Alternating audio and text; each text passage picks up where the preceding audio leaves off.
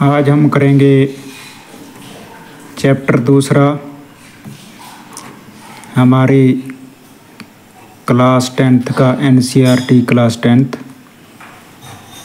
ये चैप्टर का नाम है अम्ल, क्षारक एवं लवण।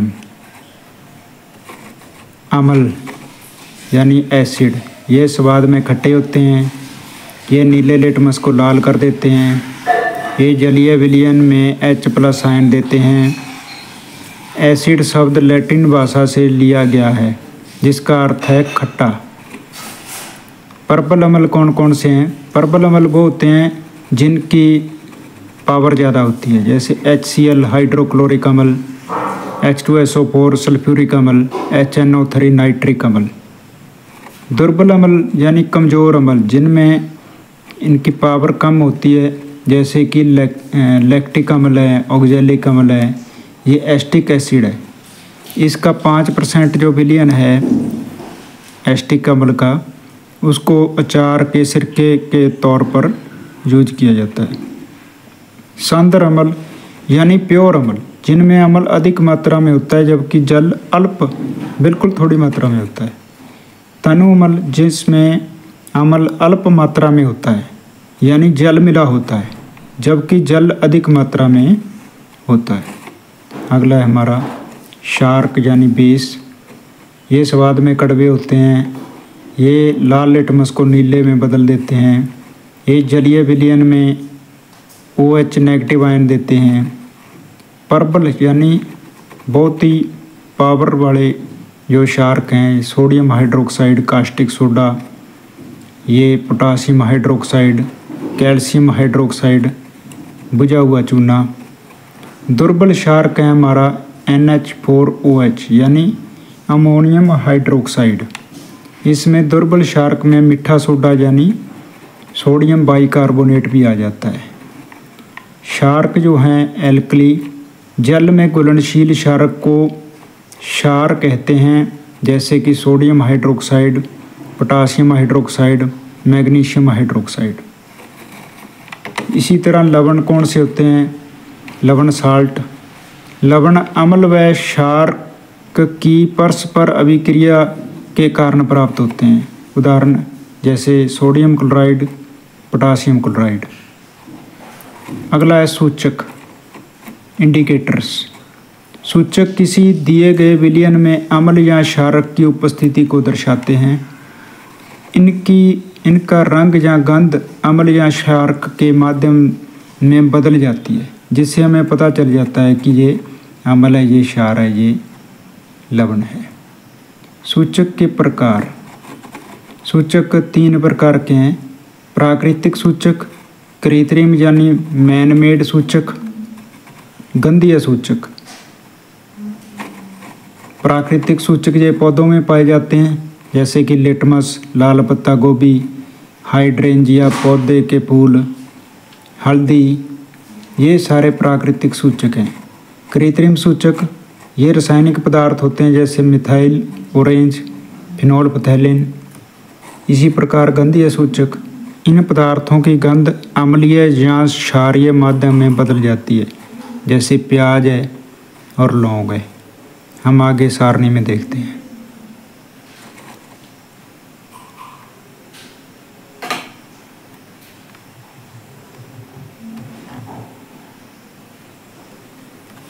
ये सूचक हैं, ये इनके परिवर्तन है, और ये क्षार के परिवर्तन है, ये अम्ल के परिवर्तन है। देखते हैं प्राकृतिक सूचक क्या करते हैं। जैसे लिटमस है, लाल लिटमस अम्ल में डालने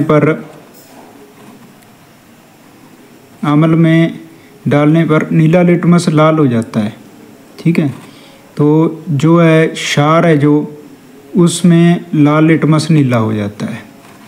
पत्ता गोभी का रस है जो, वो डालने पर अम्ल का रंग लाल हो जाता है, परंतु क्षार का रंग हरा हो जाता है।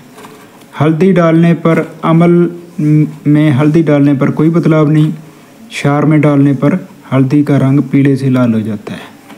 हाइड्रेंजिया जो है यानी शू फ्लावर, उसका जो डालने पर अम्ल में डालने पर नीला हो जाता है, इधर क्षार में डालने पर वो गुलाबी हो जाता है।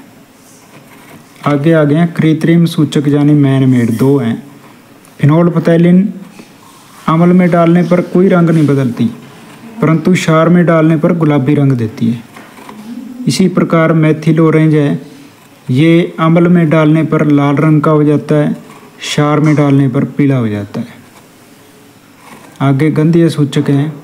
प्याज के जब छिलके अम्ल में डाले जाते हैं तो वो तेज गंध आती है, परंतु क्षार में डालने पर इसकी कोई गंध नहीं आती।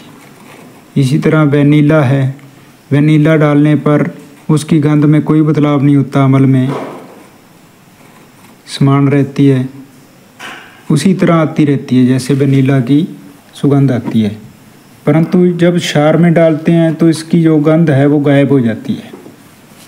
इसी तरह लौंग का तेल है, जब इसको डाला जाता है अम्ल में तो उसी तरह की जो सुगंध आती रहती है, परंतु क्षार में डालने पर उसकी गंध गायब हो जाती है। अगला है अम्ल व क्षारों के रासायनिक गुण। धातु की अभिक्रियाएं। अम्लों के साथ सभी धातुएं अम्ल प्लस धातु, लवण प्लस हाइड्रोजन, यानी सभी अम्ल जो हैं धातुओं से क्रिया करके हाइड्रोजन गैस बनाते हैं और लवण बनाते हैं। हमने ये एक्सपेरिमेंट हाल ही में किया है एक्टिविटी 1.2 में, इसका लिंक भी आपको दे दिया जाएगा। क्षारक के साथ जब धातु अभिक्रिया करती है तब भी हाइड्रोजन बनती है, लवण और हाइड्रोजन। जैसे हमारा ये सोडियम हाइड्रोक्साइड है, जब इसमें जिंक या मैग्नीशियम डाला जाता है तो हाइड्रोजन प्लस सोडियम जिंकेट बनता है। Pop test. जब हाइड्रोजन गैस से निहित परखनली के पास जब एक जलती हुई मोमबत्ती लाई जाती है तो पॉप की ध्वनि उत्पन्न होती है, यानी एकदम से हाइड्रोजन पॉप की ध्वनि से जलती है। इस टेस्ट को हाइड्रोजन की उपस्थिति दर्शाने के लिए प्रयोग किया जाता है। हमने ये टेस्ट कर रखा है पूरे तौर पर। आगे है धातु कार्बोनेट तथा धातु बाइकार्बोनेट की अभिक्रियाएं। अम्ल के साथ, अम्लों के साथ धातु के कार्बोनेट हैं जो, जैसे ये एसिड हाइड्रोक्लोरिक एसिड, इसमें सोडियम कार्बोनेट डालने पर लवण, कार्बन डाइऑक्साइड और जल बनता है। सोडियम क्लोराइड, कार्बन डाइऑक्साइड और जल बनता है।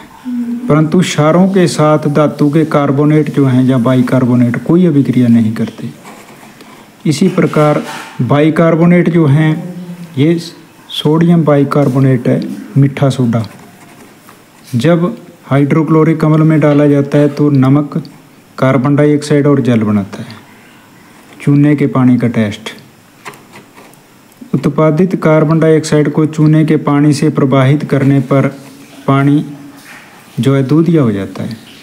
ये कैल्शियम हाइड्रोक्साइड है, जिसमें कार्बन डाइऑक्साइड निकालने पर कैल्शियम कार्बोनेट में बदल जाता है। ये अवक्षेप होते हैं सफ़ेद रंग के, जिसके कारण उस कैल्शियम के पानी के अंदर जो है दूधिया सफ़ेदी आ जाती है पानी में। अधिक मात्रा में कार्बन डाइऑक्साइड प्रवाहित करने पर कैल्शियम कार्बोनेट में जल मिला दिया, फिर कार्बन डाइऑक्साइड मिला दी तो जल में घुल जाती है कार्बन डाइऑक्साइड। अगला है हमारा अम्ल एवं क्षारक की परस्पर अभिक्रिया। अम्ल क्षारक के साथ क्रिया करके लवण व जल बनाते हैं। इस प्रक्रिया को उदासीनीकरण अभिक्रिया कहते हैं। जब अम्ल द्वारा क्षारक का प्रेक्षित प्रभाव तथा क्षारक द्वारा अम्ल का प्रभाव समाप्त हो जाता है, यानी न्यूट्रलाइज होता है, उदासीनीकरण हो जाता है और परिणाम स्वरूप लवण और जल प्राप्त होते हैं, तो उदासीनीकरण अभिक्रिया होती है। उदाहरण सोडियम हाइड्रोक्साइड जो है कास्टिक सोडा और ये हाइड्रोक्लोरिक अम्ल आपस में मिलकर सोडियम क्लोराइड यानी नमक और जल बनाते हैं। प्रबल अम्ल दुर्बल क्षार के साथ मिलकर अम्लीय लवण और जल बनाता है। इसी तरह दुर्बल अम्ल प्रबल क्षारक के साथ मिलकर क्षारीय लवण और जल बनाता है। प्रबल अम्ल प्रबल क्षारक के साथ उदासीन लवण और जल बनाता है। दुर्बल अम्ल और दुर्बल क्षारक उदासीन लवण और जल बनाते हैं। इसी प्रकार अम्लों के साथ धात्विक ऑक्साइडों की अभिक्रियाएं। धात्विक ऑक्साइड यानी धातु के ऑक्साइड अम्ल के साथ क्रिया करके लवण और जल बनाते हैं। कॉपर ऑक्साइड है, कॉपर का ऑक्साइड जब हाइड्रोक्लोरिक अम्ल में डाला जाता है तो ये कॉपर क्लोराइड और जल बनाता है। कॉपर क्लोराइड के बनने से विलयन का नीला रंग हो जाता है, यानी रंग नीला हो जाता है। धात्विक ऑक्साइड की प्रवृत्ति क्षारीय होती है।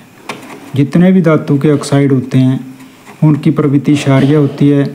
जितने भी अधातुओं के ऑक्साइड होते हैं वो अम्लीय होते हैं, क्योंकि ये अम्ल के साथ क्रिया करके लवण और जल बनाते हैं। उदाहरण के लिए कॉपर ऑक्साइड, मैग्नीशियम ऑक्साइड। अधात्विक ऑक्साइडों की क्षारों के साथ अभिक्रियाएं। अधात्विक ऑक्साइड जो होते हैं वो प्रवृत्ति जो है इनकी अम्लीय होती है। जैसे कार्बन डाइऑक्साइड गैस है, ये अम्लीय प्रवृत्ति की होती है। जब बुझे हुए चूने में डाली जाती है तो ये कैल्शियम कार्बोनेट और जल बनाती है। अधात्विक ऑक्साइड प्रवृत्ति में अम्लीय होते हैं तथा विद्युत धारा प्रवाहित करते हैं। जलीय विलयन में अम्ल और क्षारक। अब जल में डालने पर अम्ल और क्षारक क्या अभिक्रिया देते हैं। जल की उपस्थिति में अम्ल H+ आयन उत्पन्न करते हैं। H+ आयन H3O+ यानी हाइड्रोनियम आयन के रूप में पाए जाते हैं।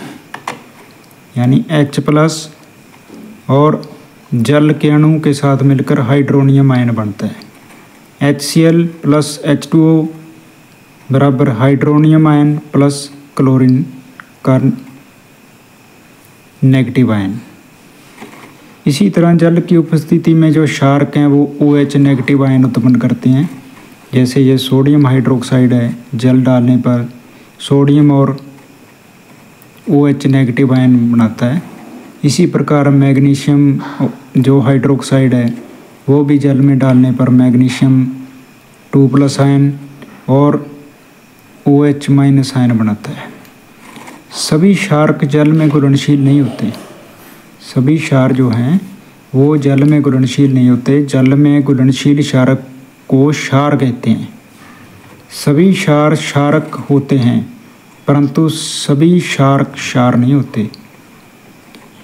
जल के साथ अम्ल या क्षारक को मिलाते समय सावधानी बरतनी चाहिए।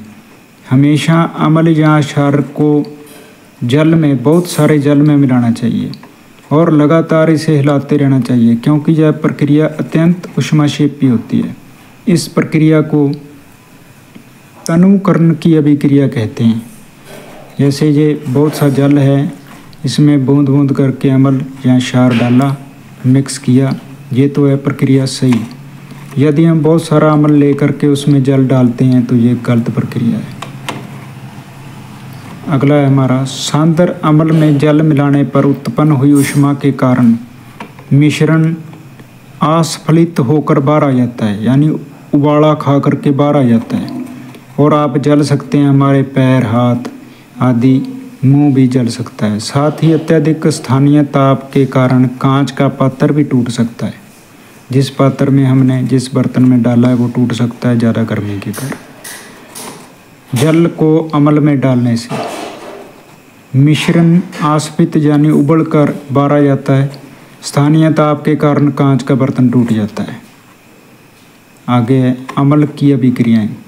यदि हम धातु के साथ अम्ल की अभिक्रियाएं करें तो लवण और हाइड्रोजन बनती है। ये जहरीले लवण होते हैं भाई। तो आगे यदि हम इसकी धात्विक ऑक्साइड से अम्लों की क्रिया करते हैं तो फिर भी लवण और जल बनते हैं। यदि धातु के कार्बोनेट के साथ अम्ल की क्रिया करते हैं तो लवण और कार्बन डाइऑक्साइड और जल बनते हैं। यदि क्षार के साथ अम्ल की क्रिया करते हैं तो लवण और जल बनता है। यदि धातु के बाइकार्बोनेट के साथ अम्ल की अभिक्रिया करते हैं, लवण, कार्बन डाइऑक्साइड और जल बनता है। इसी प्रकार क्षारक जो है उसकी हम धातु के साथ क्रिया करते हैं तो लवण और हाइड्रोजन बनती है। यदि क्षारक की अधात्विक ऑक्साइड के साथ क्रिया करवाते हैं तो लवण और जल बनता है। इसी प्रकार क्षारक की धातु कार्बोनेट से क्रिया करते हैं तो कोई क्रिया नहीं होती। क्षारक अम्ल से क्रिया करके लवण और जल बनाते हैं। क्षारक धातु कार्बोनेट के साथ कोई बाइकार्बोनेट के साथ कोई क्रिया नहीं करते। इसी प्रकार जो है अम्लों व क्षारकों में समानता क्या है? सभी अम्ल जो हैं H+ आयन उत्पन्न करते हैं, सभी क्षारक OH नेगेटिव आयन उत्पन्न करते हैं। ये बड़ा अंतर है इनमें। जब कोई अम्ल या क्षारक जल में मिलाया जाता है तो ये तनुकृत हो जाता है, यानी डिल्यूट हो जाता है। जल में मिलाने पर आयन की सांद्रता H3O+ या OH नेगेटिव में प्रति इकाई आयतन की कमी हो जाती है। क्षार तथा अम्ल की प्रबलता। अब प्रबलता कैसे मापी जाती है इनकी? किसी क्षार या अम्ल की प्रबलता उसके द्वारा उत्पन्न H+ आयन या OH नेगेटिव आयनों की संख्या पर निर्भर करती है। किसी अम्ल या क्षारक की प्रबलता हम एक सार्वभौमिक सूचक द्वारा ज्ञात करते हैं, उसको कहते हैं यूनिवर्सल इंडिकेटर। अनेक सूचकों का मिश्रण होता है इसमें। यह सूचक किसी विलयन में हाइड्रोजन आयन की विभिन्न सांद्रता को विभिन्न रंगों में प्रदर्शित करता है। देखते हैं कैसे। इसको pH स्केल भी कहते हैं, या pH paper, pH scale, pH मान अलग अलग होते हैं। pH स्केल क्या है? किसी विलयन में उपस्थित H+ आयन की सांद्रता ज्ञात करने के लिए एक स्केल विकसित किया गया है, जिसे pH स्केल कहते हैं। pH में P जो है पुषांश यानी पोटेंस, जो एक जर्मन शब्द है जिसका अर्थ होता है शक्ति। अगर pH 7 है तो उदासीन विलयन है। यदि pH 7 से कम है तो अम्लीय विलयन होगा। यदि pH 7 से ज़्यादा है तो क्षारीय विलयन होगा। यह स्केल 0 से 14 तक अलग अलग रंगों के डब्बे होते हैं, जिनमें pH ज्ञात करने के लिए इनको प्रयोग किया जाता है। तो इनमें यदि हम देखें तो एस्टिक अम्ल जो है, कार्बोनिक अम्ल है, ये दुर्बल अम्ल होते हैं। और यदि हाइड्रोक्लोरिक अम्ल, H2SO4, नाइट्रिक अम्ल को देखें तो ये प्रबल अम्ल होते हैं, क्योंकि इनमें H+ आयन की मात्रा ज़्यादा होती है। इनमें ज़्यादा है, इनमें कम है। इसी प्रकार दुर्बल क्षार और प्रबल क्षार हैं। OH नेगेटिव की आयन की मात्रा जो है इधर कम है अमोनियम हाइड्रोक्साइड में, इधर सोडियम हाइड्रोक्साइड, पोटासियम हाइड्रोक्साइड और कैल्शियम हाइड्रोक्साइड में ज़्यादा है। ये प्रबल हैं, ये दुर्बल हैं। 7 pH मान है जिसका, वो उदासीन पदार्थ है। जिसका pH मान 7 और 0 के बीच में, यानी उसकी H+ आयन सांद्रता जहाँ से बढ़ती जा रही है, 6 पर कम है, 5 पर और ज़्यादा, 4 पर और ज़्यादा, 3 पर और ज़्यादा, 2 पर और ज़्यादा, 1 पर सबसे प्रबल अम्ल होता है 1 pH का। इसी प्रकार 7 से ज़्यादा 14 तक, 7 से 14 तक क्षारक की रेंज है, यानी 8 जो है दुर्बल क्षारक है, फिर 9 है जो और प्रबल है, 10 और प्रबल है, 11 और प्रबल है, 12, 13 जो हैं बहुत ही प्रबल क्षारक होते हैं। इसमें OH आयन की सांद्रता यानी H+ आयन की सांद्रता की कमी हो जाती है, OH की बढ़ती संख्या होती है इसमें। दैनिक जीवन में pH का महत्व क्या है देखते हैं। पौधे एवं पशु pH के प्रति संवेदनशील होते हैं। जैसे हमारा शरीर 7 pH मान और 7.8 pH परास रेंज के बीच में कार्य करता है। यदि ये रेंज ज़्यादा या कम हो जाए तो हमें बीमारियां लग जाती हैं। वर्षा के जल की pH मान जब 5.6 से कम हो जाती है तो इसे अम्लीय वर्षा कहते हैं। मिट्टी का pH। अच्छी उपज के लिए पौधों को एक विशिष्ट pH परास की आवश्यकता होती है। यदि किसी स्थान की मिट्टी का pH कम या अधिक हो तो किसान उसमें आवश्यकता अनुसार अम्लीय या क्षारीय पदार्थ मिलाते हैं। हमारे पाचन तंत्र का पीएच, हमारा उदर जैसे यानी स्टमक हाइड्रोक्लोरिक अम्ल उत्पन्न करता है जो भोजन के पाचन में सहायक होता है। अपच की स्थिति में उदर अधिक मात्रा में अम्ल उत्पन्न करता है जिसके कारण उदर में दर्द व जलन का अनुभव होता है। इस दर्द से मुक्त होने के लिए एंटासिड जैसे कि क्षारकों का उपयोग किया जाता है जो अम्ल की अधिक मात्रा को उदासीन कर देते हैं, जैसे मिल्क ऑफ मैग्नीशिया। पीएच परिवर्तन के कारण दंत क्षय। मुंह के पीएच का मान 5.5 से कम होने पर दांतों का क्षय यानी दांत खराब होने शुरू हो जाते हैं। दांतों का जो इनेमल है, ऊपरी परत जो है कैल्शियम फास्फेट से बनी होती है जो शरीर का सबसे कठोर पदार्थ होता है। यह जल में नहीं घुलता, लेकिन मुंह की पीएच का मान 5.5 से कम होने पर यह संक्षारित हो जाता है। क्षारकीय दंत मंजन का उपयोग करने से अम्ल की अधिक मात्रा को उदासीन किया जा सकता है। पशुओं एवं पौधों द्वारा उत्पन्न रसायनों से आत्मरक्षा। मधुमक्खी का डंक एक अम्ल छोड़ता है जिसके कारण दर्द एवं जलन का अनुभव होता है। डंक मारे गए अंग में बेकिंग सोडा के उपयोग से आराम मिलता है। नेटल एक पौधा है, उसके डंक वाले बाल मेथेनोइक होता है। यहाँ पर मेथेनोइक अम्ल छोड़ देते हैं जिसके कारण जलन वाले दर्द का अनुभव होता है। इसका इलाज डंक वाले स्थान पर डाक के पौधे की पत्ती रगड़ कर किया जाता है। अब है लवणों का पीएच। पर्पल अम्ल प्लस पर्पल शार्क उदासीन लवण 7 पीएच मान का। पर्पल अम्ल प्लस दुर्बल अम्ल अम्लीय लवण जो हैं उसका पीएच मान 7 से कम होता है। पर्पल शार्क प्लस दुर्बल अम्ल क्षारकीय लवण जो होते हैं वो 7 से कम पीएच यानी 7 से ज़्यादा पीएच मान के होते हैं। इसी प्रकार साधारण नमक के रसायन। सोडियम हाइड्रोक्साइड, व्यंजक चूर्ण, calcium oxychloride, baking soda, sodium hydrogen carbonate, इसे बाइकार्बोनेट भी कह देते हैं, सोडियम बाइकार्बोनेट, धोने का सोडा, दावन सोडा, प्लास्टर ऑफ पेरिस यानी पीओपी। सोडियम हाइड्रोक्साइड जो है NaOH, सोडियम क्लोराइड के जलीय विलयन लवण जल से विद्युत प्रवाहित करने पर वियोजित होकर सोडियम हाइड्रोक्साइड उत्पन्न करता है। इस प्रक्रिया को क्लोर क्षार प्रक्रिया कहते हैं।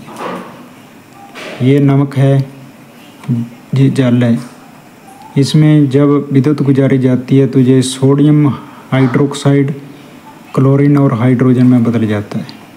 एनोड पर क्लोरीन बनती है, कैथोड पर हाइड्रोजन बनती है और कैथोड के पास सोडियम हाइड्रोक्साइड का विलयन बनता है। उपयोग क्या है? H2 ईंधन बनता है, क्लोरीन जल की स्वच्छता के लिए, PVC बनाने के लिए, CFC बनाने के लिए, HCl इस्पात की सफाई या औषधियाँ बनाने के लिए, सोडियम हाइड्रोक्साइड धातुओं से ग्रीस हटाने के लिए, साबुन और कागज बनाने के उद्योग में, क्लोरीन और सोडियम हाइड्रोक्साइड व्यंजक चूर्ण और घरेलू व्यंजन वस्त्र व्यंजन के लिए, व्यंजन का मतलब है रंग उतारना के लिए प्रयोग होता है। फिर है दूसरा व्यंजक चूर्ण। शुष्क बुझे हुए चूने कैल्शियम हाइड्रोक्साइड पर क्लोरीन की क्रिया से व्यंजक चूर्ण बनता है। यह प्रक्रिया हाक्सेन क्लेवर संयंत्र में होती है। ये कैल्शियम हाइड्रोक्साइड है, क्लोरीन में मिलकर कैल्शियम ऑक्सीक्लोराइड यानी व्यंजक चूर्ण ब्लीचिंग पाउडर बनाता है और ये जल है। वस्त्र उपयोग क्या है इसके? वस्त्र उद्योग में सूती व लिनन के व्यंजन के लिए, रंग उतारने के लिए, कागज की फैक्ट्री में लकड़ी के मज्जा के व्यंजन के लिए, रासायनिक उद्योगों में एक उपचायक के रूप में, पीने वाले पानी से जीवाणुओं को मुक्त करने के लिए यानी रोगाणुनाशक के रूप में वाटर वर्क्स में प्रयोग किया जाता है। Baking soda.